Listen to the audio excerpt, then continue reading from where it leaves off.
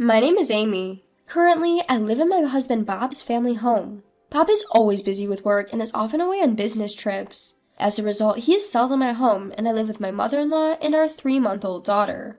Bob's father had already passed away. There used to be another person in our household, Bob's sister, but she had to move out due to her job. Bob's sister was always kind to me, so I liked her. It was sad when she left, but there was another reason why I wanted her to stay. My mother-in-law named Karen keeps harassing me. "Hey Amy, what are you doing? The brat is crying. Go comfort her quickly." She said this while pointing at my daughter. Could you please stop referring to her as a brat? She's your granddaughter." "So what? I hate the sound of a crying child. Just do what I said. Comfort the brat." So I had to interrupt my chores and comfort my daughter. But then, if I don't progress with the housework, she'll be upset about that too. Finally, when my daughter fell asleep, I resumed my work. But then Karen started berating me again. "Stop letting the baby sit on the floor. It's in the way." "Well, but you were the one who said not to spend money on a bulky crib that she'll outgrow soon." "Then carry the baby on your back. Just stop letting her sleep on the floor. It's so inconvenient during the day." With Karen shouting like that, my daughter woke up again. Reluctantly, I picked up my daughter and carried her on my back while I continued with the chores. By 3 months, the baby starts to get quite heavy, and carrying her on my back is a significant burden. Given that I had to do housework in such conditions, my work speed slowed down considerably. Somehow, I managed to finish all the chores by dinner time, but Karen was, "How can you be an unfit housewife if you spend all day and not make much progress with the housework? If I were younger, my mother-in-law would have slapped me," and she was abusive to me again. I was mentally exhausted. After putting my daughter to bed late in the night, I reached out to my husband. "So, your mom is being completely unreasonable." "I see. I'm sorry I can't be there for you. Apologies, I have a meeting coming up. I'll hear more from you later." That's what my husband said before he hung up. My husband, Bob, seems busy too, and I can't really depend on him. I have to stand up to my mother-in-law, Karen, on my own, but I feel utterly helpless by myself. One night, my 3-month-old daughter's crying was exceptionally terrible. Maybe she was hungry or something was bothering her. In any case, she was wailing non-stop. Karen, waking up in irritation, stormed in. "It's so noisy. Shut that brat up. Do you even know what time it is?" It's 11 p.m. It's not too late yet." "Shut up. I usually sleep at this time, don't you know? I can't stand her wailing. Do something now." The angrier Karen gets, the more it scares my daughter, causing her to cry. I understand. Please calm down a little. When you raise your voice, it makes the baby cry even more." "Don't order me around. I'm the one giving orders here. If you can't quiet her in 5 seconds, I swear I'll hit that baby." "What? No way." 1, 2, 3. Indeed, Karen started counting. I want to believe that she would never resort to such inhumane behavior as hitting a 3-month-old baby, but the fact that I can see her doing it is what's terrifying. 5. It seems she's not stopping. Can't be helped. She then readied her fist. "No, you're kidding, right, mother-in-law?" "I can't stand the wailing. Be quiet." And then Karen really did raise her fist to my daughter. I screamed out in disbelief. I never thought she would resort to violence. My daughter was screaming louder than I'd ever heard. Enough of this noise. Shut her up now." She seemed to be completely oblivious to the fact that this was all happening because she had hit my daughter. My daughter ended up with a bruise on her face, and I immediately called for an ambulance. The doctor came and examined my daughter. "Doctor, how is she? My daughter." "Your daughter is..." The doctor paused, and my mind went to the worst possible outcome. "You're joking." No, I apologize for the confusion. Your daughter is fine. There might be a bruise. We thought it might leave a mark, but it'll likely heal without leaving a bruise, so please don't worry." Oh, thank God." I felt a wave of relief wash over me and my strength drain away. "But what happened? Did she fall or something?" "No, nothing like that. It's just, my mother-in-law who lives with us, she did something unimaginable." "Could you tell me more about that?" With that, someone entered the examination room. I recognized this person who would help me out of my current situation. The next day, I returned home with this person. "Oh my, you ended up spending the night in the hospital? Quite the life you lead, neglecting your housework as a housewife." Karen taunted me with a smirk. I was seething inside. "What's with your attitude? You sure had no qualms about doing such a terrible thing to my daughter." I showed Karen my quiet but resolute anger. "Huh? What's with the attitude? Got a problem?" "Of course I have a problem now. You did something so horrible to my daughter. Apologize now." When I raised my voice, Karen yelled back. What the hell? Don't you dare talk back to me. I'm your mother-in-law, you know. A daughter-in-law doesn't dare defy her. Karen's face went beet red. But I did not back down and stared Karen down. You're getting on my nerves. Don't you dare oppose me. Saying that, Karen hit me this time. You just raised your hand, didn't you? Huh? Raising your hand means you're ready, right? Ready for whatever comes next? Whatever might happen to you? At my words, Karen was taken aback. What are you saying? What do you plan to do? Because of what Karen said, I called someone over. Please come in. Upon that invitation, the person who entered was my sister-in-law, Rebecca.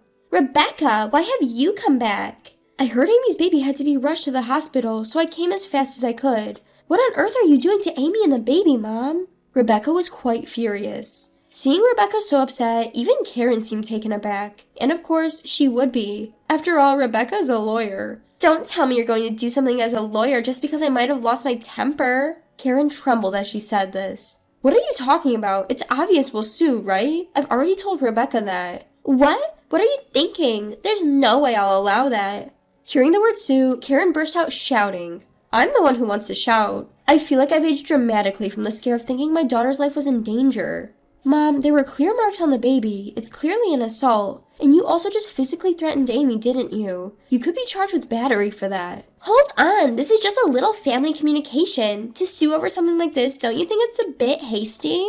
Despite Karen's desperate excuses, I wasn't having any of it. Don't say such nonsense. Can't you see I'm angry? If you're not planning to apologize, I'm just going to proceed with legal action. Wait, at that time, I was just a little frustrated. You know how people get irritable when they're tired, right? And when I could hear the wailing all night, it was just too much. Karen was making excuses, but that doesn't make it okay for her to resort to violence. Mother-in-law, it's unfortunate, but I don't plan to forgive someone who just makes excuses like this. I'm going to take legal action immediately, and I'm not intending to negotiate a settlement. Wait, stop. First of all, stop suing me. Do you realize how much I've helped you? Suddenly, Karen started claiming she had helped me. Amy, has Mom ever helped you? No, not at all. Rather than helping, Mother-in-law has only been a hindrance, and even criticizing my housekeeping. I see, and she's talking about having helped. I wonder what she's talking about. Rebecca and I gave Karen a cold stare. I said I helped you, didn't I? Why are you looking at me like that? I did help Amy. When Amy was tired and sleeping, I quietly did some housekeeping. Ah, could it be that you're the one who's been waking up in the middle of the night to snack? I wish you'd stop. It's really bothersome. What? I left some for your breakfast, didn't I? That's just my kindness. That's not what I call kindness. You're just handing me your leftovers, and it was too little to be called breakfast. Plus, you left the dishes without washing them, so it actually made my chores even more difficult. Mom, that's just terrible. Rebecca was appalled at Karen's actions. Hey, don't look at me like that. I have my own troubles too, you know. Troubles? Like what exactly? The truth is, I'm well aware of my own harmful behavior. Karen surprisingly admitted this. You're aware of your harmful behavior? You know, I tend to lash out when I get mad. I understand that it's not right, so I want to change this habit, but people can't always change as easily as they want. Even if I keep telling myself how bad it is, I just can't control myself. Karen continued speaking through her tears. At this rate, I might end up hurting even those I care about the most. Amy, I need you to help me reform. You can tie me up if you need to. Do whatever it takes to make me repent. Karen even ended up prostrating herself. Wait, please calm down, mother-in-law. I think we should talk this through first. Just talking isn't enough to apologize to you. Be stricter with me. Otherwise, I just can't forgive myself for... Karen was genuinely crying, and it seemed she was truly remorseful. Thinking this, I was about to forgive Karen. But then, Amy, don't be fooled. What? Whenever she's in a tight spot, Mom plays a victim to stop being blamed. This is her usual tactic. Even if she does it in front of her own daughter, she can't hide her scheme. What? What are you talking about? I have no idea. I would never think of such a thing. This is just... But Karen was clearly flustered. Looking closer, even though she was crying so much just moments ago, her tears had already dried. She must have been pretending to cry. I can't believe it, mother-in-law, to go to such lengths to evade responsibility? Wait, hold on. I wasn't trying to run away from my mistakes. I just wanted to voice my feelings. Karen was trying to make yet another weak excuse. There's no way such an excuse would work on me. Please, enough with this, mother-in-law. I'm tired of your complaints. All I'm going to do is to proceed with legal actions. My mind is made up. As I said that, Karen's face turned beet red with rage. How dare you? Why should I have to hear such things from you? Do you think I'll just sit by while you take legal actions against me? Although Karen was shouting those words, another person entered the house. Amy, is our daughter all right? It's my husband, Bob. He heard that our daughter had been rushed to the emergency room, and he bowed to his boss and was allowed to come home temporarily. But Bob? Why are you home? Mom, that's not what matters right now. I heard you hit our daughter. How could you? I won't forgive this. Bob was shaking with anger. It was natural, as the daughter he cherishes was subjected to violence. Wait a moment, Bob. Why do I have to be told such things? I didn't do anything wrong. No, you clearly did something wrong. If you don't think violence is wrong, you are seriously misguided. Mother-in-law, why don't you stop making excuses? You're alone, but there are 3 of us, Bob, Rebecca, and me. You can't possibly get your way. How dare you? Are you trying to intimidate me by outnumbering me? Isn't that what they call tyranny of the majority?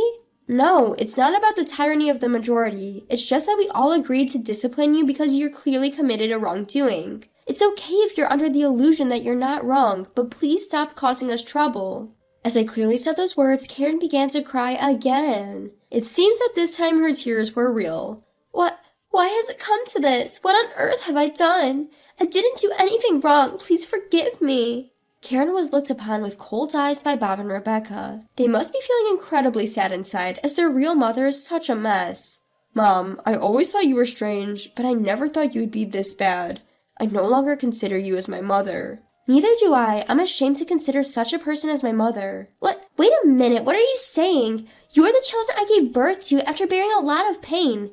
How dare you speak to me in such a way? Even as Karen was crying and shouting, the 2 of them continued to give her a cold stare. Let's just leave, Amy. I know a cheap motel. We can live there for a while. In the meantime, I'll proceed with the legal actions against Mom. There's also suspicion of assault and battery, so we have to call the police.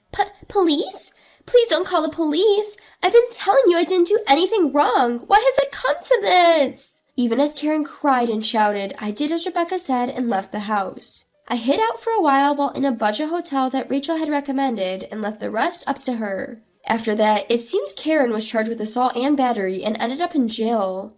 Bob and I saw this as an opportunity to find a new home, and we ended up leasing an apartment.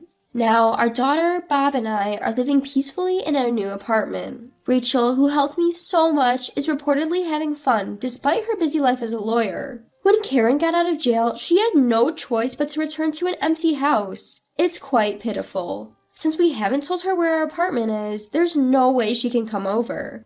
Even if she were to find out, there's a security guard at the entrance, so even if she showed up, she'd just be taken away as a suspicious person.